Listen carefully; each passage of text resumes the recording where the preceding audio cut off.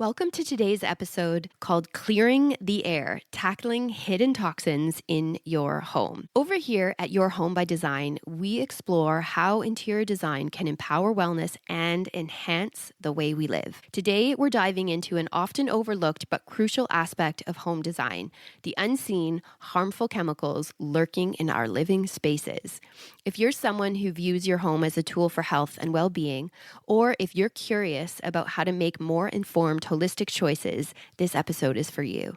I want you to know, as we begin, that I'm on this journey alongside you. I'm not a chemist or an environmental scientist, but as a designer and wellness advocate, I've become deeply passionate about learning how our homes impact our health and how small intentional changes can make a big difference. So let's get into it. How can we make our homes safer, healthier, and more supportive environments? Design shapes the way you live. I'm Nico, an interior design expert focused on the connection between home and well-being. Using science, design, and professional expertise, I'll help you shape a space that elevates your mindset and enhances your well-being. Let's create space for better living, starting now. Creating a home that supports health and well-being, well, it really goes beyond just making it beautiful.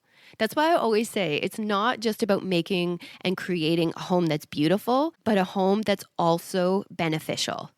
While our aesthetic experience is very important, today I want to chat about the hidden elements in our spaces that might impact our health. Many of these, like harmful chemicals and indoor pollutants, often can go unnoticed, but they can really impact our short and long-term wellness. So today, this episode is about bringing awareness so you can make informed choices and create a healthier living environment. And I want to start by saying that I'm on this journey with you. I do not claim to be an expert on chemicals, but as an interior designer and wellness advocate, I've had some opportunities to think critically about the things we bring into our homes. And like you, I want to make better choices to avoid toxins and create a safer environment for me and my family. So together we'll explore this topic, break it down into manageable steps, and focus on solutions that feel achievable. If you've never really given much thought to potential toxins in your home, that's okay. Maybe you're someone who already views your home as a tool for well-being, or maybe you're just starting to connect the dots between your home and the spaces within and your health. Either way, today's episode is all about empowering you to think differently about the materials, products, and air quality in your home. So before I dive in, I want to read you something from the Environmental Protection Agency's Guide to Indoor Air Quality. And it says, in the last several years, a growing body of scientific evidence has indicated that the air within our homes and other buildings can be more seriously polluted than the outdoor air in even the largest and most industrialized cities. Other research indicates that people spend approximately 90% of their time indoors. Thus, for many people, the risk to health may be greater due to exposure to air pollution indoors than outdoors. When I read that was pretty eye-opening because firstly, we do spend so much time inside, but I wasn't really aware that was how much time we are spending indoors. And then also just the fact that our indoor air, where we often, we come into our spaces thinking that they are healthy, that it's safe to breathe the air that's within our homes. But this shows that it can actually be more polluted than the air outside. So that was pretty shocking. And I want to encourage you and myself because it can feel a little bit daunting. There's so many things coming at us at all times and ways to improve. And I think that there is a lot more information and a lot more awareness around this topic, but it can feel like a lot. There's always something to do, whether we need to pay better attention to the food we're eating or the products we're bringing in our home or how much we're spending or our consumerism or our sleep or whatever, right? Like there's all of these things always coming at us. And I just want to encourage you for a moment because today I just want you to focus on little by little, and sort of an odd example is recently I've noticed that my junk mail has increased exponentially. It is crazy how much junk mail I have. And I've decided that I need to unsubscribe from a lot of it. If I leave it for a few days, it just gets away from me. And a lot of it is things that I have subscribed to, whether it was, enter your email address to get a discount or whatever it may have been. But I've decided that I'm so busy, I don't often have the time to go through all of my emails and do it all at once. So I've committed to going through it each and every day, little by little. So I will just spend about 5 or 10 minutes at the start of my day and unsubscribe to 5. It's a really small investment of my time, but I know over time the reward is big. And now when I have the choice to subscribe to something, because I'm so aware of how much I'm receiving lately, I'm very serious about what I choose to subscribe to next. So I weigh whether it's worth my time or not, knowing that I'm going to have to spend that time to unsubscribe if it becomes too much. So I've just decided little by little, I will tackle this problem. And I want you to remember that it's about just making small, deliberate choices little by little. And overall, those choices will add up to have a bigger and more positive impact. So how does indoor air become so polluted?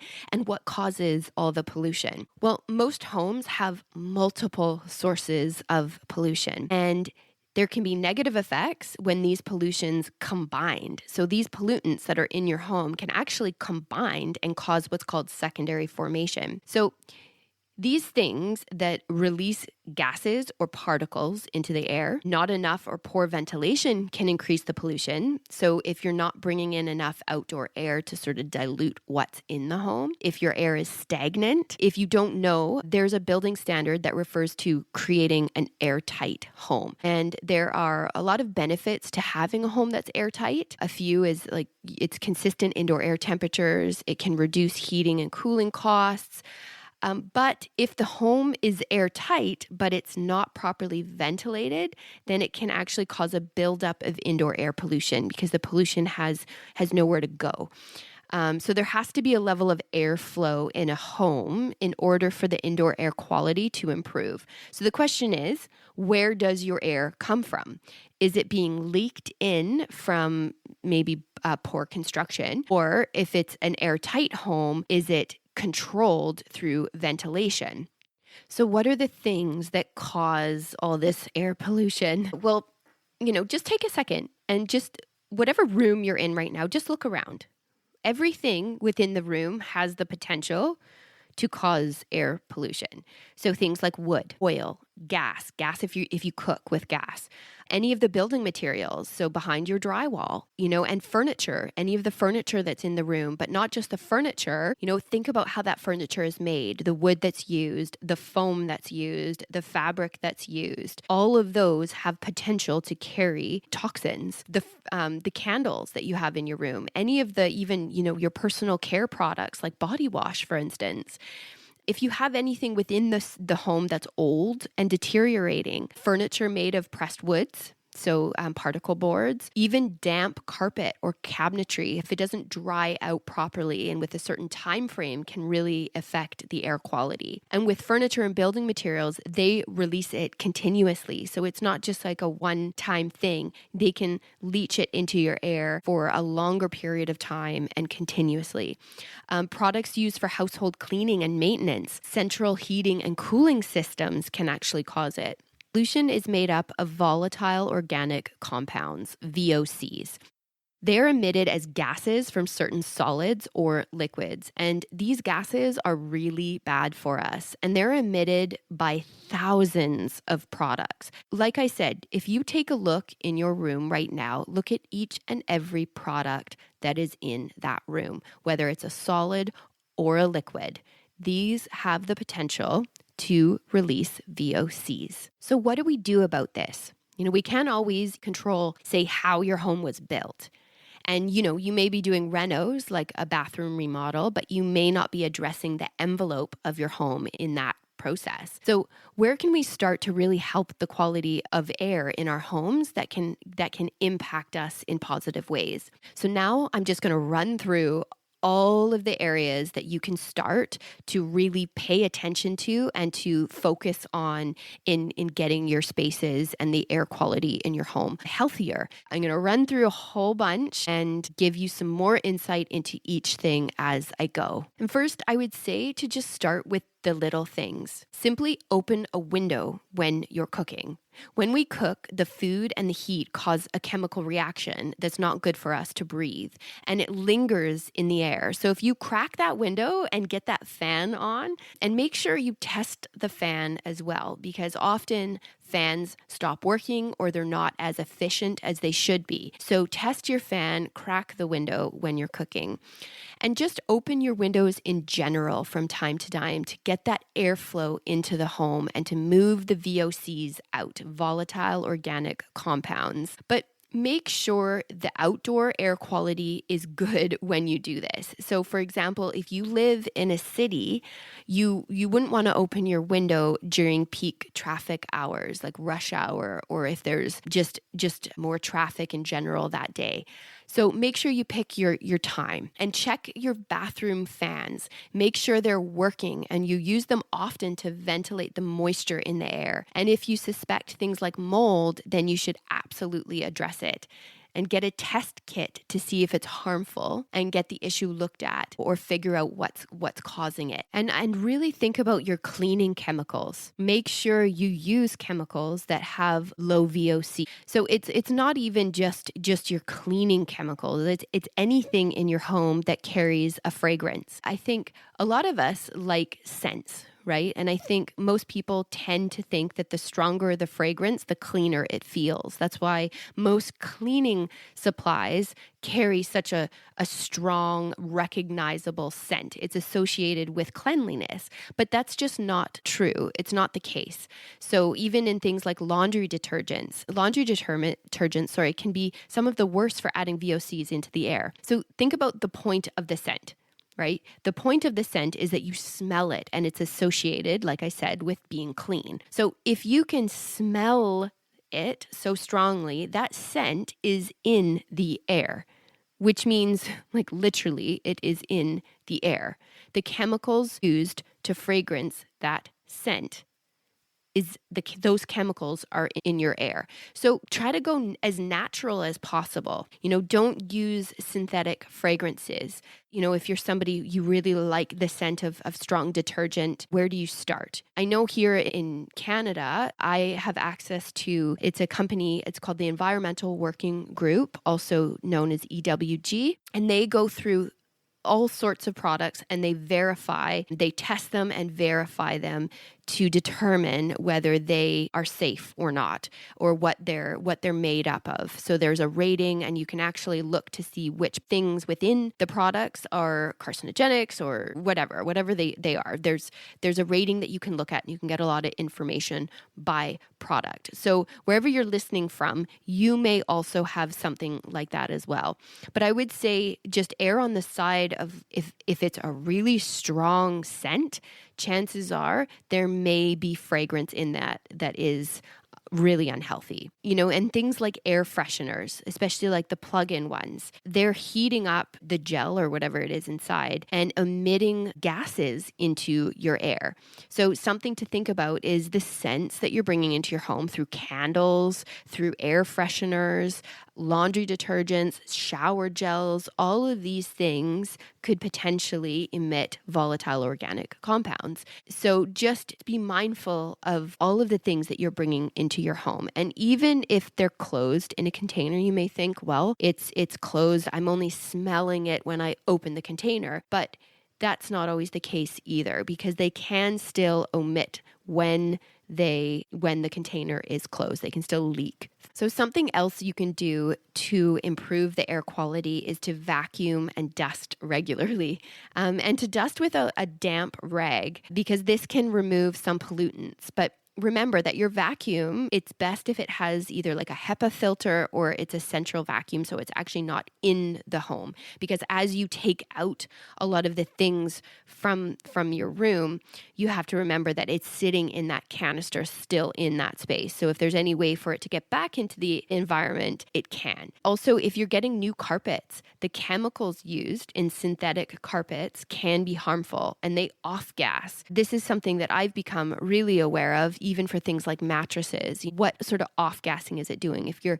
getting new flooring in your home and you're using a vinyl, make sure you ask the questions to the supplier. Also, if you're getting new carpets, the chemicals used in synthetic carpets can be harmful and they off gas. This is something that I've become really aware of, even for things like mattresses. What sort of off gassing is it doing? If you're getting new flooring in your home and you're using a vinyl, make sure you ask the questions to the supplier. They can actually unroll it for a time before it's delivered and installed, just so that some of those gases can be emitted before they're brought into the space. And look for natural materials, because the natural fibers in rugs like wool and jute and cotton are much better. Wool is actually hypoallergenic. It's you can get stains out of it really easily. Like, it's a huge benefit to having wool in your home. And there's ways to look for sustainable wool as well, and good practices and all of those things that are really important. But yes, so looking for more natural materials that you're bringing into your home. So if you're looking to replace any of your furniture, if you're updating or you're just looking to add pieces to your spaces, just consider, especially, I love this one because I just think adding anything antique and vintage into a room is amazing. It really elevates the style. It also is such an amazing opportunity to tell a story and to have an experience, because often when you're looking for an antique piece or a vintage piece, you are going out to places. You might have to look for a little while to find the right one. You're going to, really unique antique dealerships or markets or brocants or wherever it is that you're going. It is such a great opportunity to learn something new about a past era, a person that had previously owned it, how old a piece is, and then to also, like I said, have an experience while you're looking for that piece. So I am hugely passionate about doing that, but also, it's kind of a win-win, because if you buy a piece like that, it also is healthier for your environment. It's not omitting VOCs. The way that it was made with craftsmanship and to stand the test of time is just very different to how we make furniture today. So it doesn't emit toxins. It's made with solid wood versus particle board or pressed wood. The way that it's finished or painted, if it's an upholstered piece, it's not going to have any flame retardants. So it's much, much healthier. The foam that was used, all of those things, it just going with vintage and antiques in a lot of cases is a much healthier choice. And if you are painting, when you choose the paint supplier, just make sure you ask them if they have a zero VOC option. I mean, most paint companies do now. I remember when I first started out as an interior designer, there were very few paint lines that had low VOC, and unfortunately, the one that did carry the best product was really, really expensive. So we would often have this discussion with our clients explaining what VOCs were and why they might want to consider using this low VOC paint line over the other ones. Now, most of the time it came down to price. And so what we found was that clients then, who weren't as aware of how harmful they can be, would pick and choose areas of their home where they would use that particular paint versus the other ones. So like in bedrooms, we would specify zero VOCs in bedrooms. And now this is much, much more common, and you can find most paints have a low VOC or a zero VOC option. So just make sure if you're painting, you look into this. I know that when a room has been painted, especially a bedroom, a kid's room, when it's been painted with zero VOC paint, you can walk in there and it doesn't have much of an odor. And I think that is amazing. I mean, there's still things that are odorless that VOCs into the air, but it's just a nice thing when you can walk into a space and you're like, wow, it actually smells okay in here after it's been painted. Also, plants. I mean, you've probably heard this, right? I mean, how good are plants for our interiors? They clean the air, they cleanse the air, they remove all of the bad things from our air. So definitely look to incorporate plants. I think that this is probably one of the easiest things that you can do. And I know that you probably heard of this plant, but it's called the snake plant. And this one I know is one of the kind of the top toxin removing plants that you can bring in. But just be mindful if you are bringing plants into your spaces, be mindful of your aesthetic. Make sure that you're incorporating them in tasteful ways, and that if you're going through the list of toxin removing plants, that you look for the ones that suit your interiors best, that speak to you, and get creative in how you layer them in. I think that it's easy to just go get a plant, plop it in a pot and call it a day. But if you're looking to make a statement, you can do this with a plant, oversized tree in your living room, or beautiful different textures and colors, if you layer them in. So just consider how you're doing this to really boost the aesthetic in your home as well. They are also really, really beneficial to our overall health and our happiness, right? I mean, I've talked about biophilic design before. So the connection that we have with nature, when we're seeing nature, when we're visually connected to nature, it reduces stress. It makes us happier. It calms us. So that's just another little side, but another benefit to having plants in your space. Another thing to think about, and this I find interesting, shoes. Don't wear your shoes in your home. And if you do, stop right now, because shoes can bring in all sorts of nasties. If you step in germs,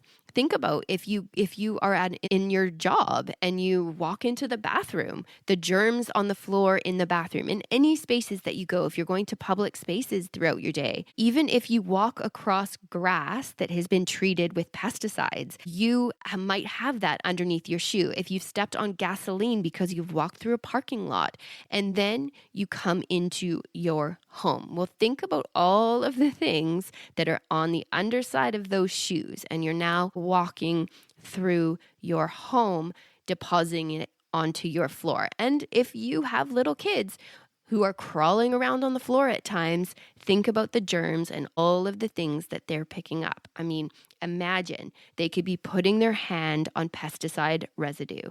So stop wearing your shoes. The other thing is plastic bins. We love organization. We love coming up with systems for how to best organize our homes. But if you have been using plastic bins to do this for your storage, you might want to reconsider.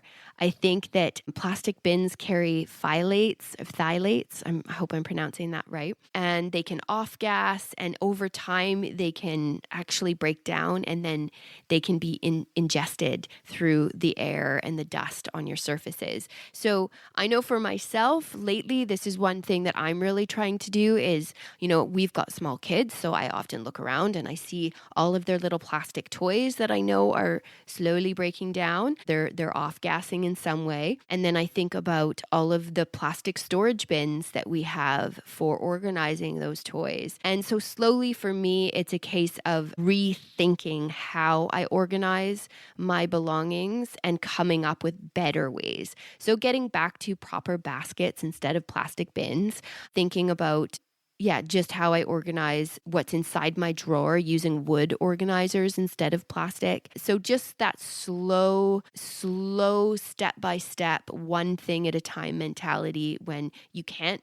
conquer it all at once. So you're making deliberate choices over time to not purchase more plastic and slowly replace those plastic things with other things that are, made out of natural fibers. And just one last thing is plastic hangers. That's another thing that we have to look at. But so just start really thinking about those plastics that are in your home and ways to minimize them as best as possible. So I just want to say as I close today's episode, and I just ran through a lot of those and, I just really wanted to dial down some really key areas that you could focus on. So thank you for spending time with me today and for being proactive about creating a healthier home. It's not always easy to confront these sort of invisible issues, but small intentional steps can lead to meaningful change. So I just want to recap the key takeaways from today's episode quickly with you before I say goodbye.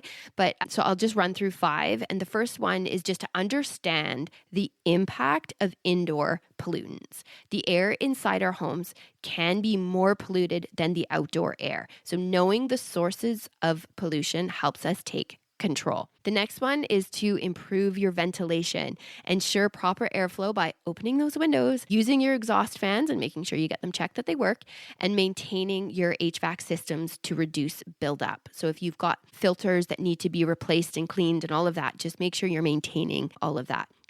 Number 3, be mindful of the materials and the products you have in your home. So choose the low VOC paints, the natural cleaning supplies, and certified textiles to minimize exposure. So get rid of all those plastic bins little by little, okay? Number 4 is incorporate natural solutions. So use toxin removing plants, dust regularly, and incorporate high quality filters to clean the air. And number 5, the last one is make small, sustainable changes, like unsubscribing from junk mail, one email at a time.